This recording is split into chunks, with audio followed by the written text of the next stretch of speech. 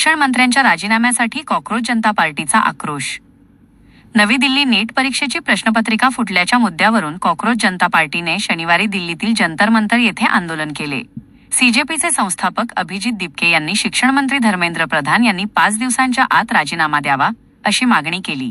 तसे न केल्यास पुढील शनिवारी पुन्हा जंतर मंतरवर आंदोलन करण्याचा इशाराही त्यांनी दिला। सरकारविरोधी घोषणांनी जंतर मंतरचा परिसर दणाणून गेला। या आंदोलनात देशभरातून आलेले हजारो आंदोलक सहभागी झाले होते। यामध्ये प्रामुख्याने विद्यार्थी आणि तरुणांची संख्या मोठी होती।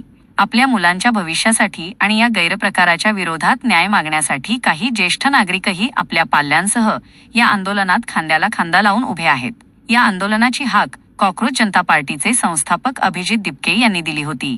ते शनिवारी सकाळीच अमेरिकेहून दिल्लीत परतले। ते विमानतळावरून थेट जंतर मंतर येथील आंदोलनस्थळी पोहोचले होते।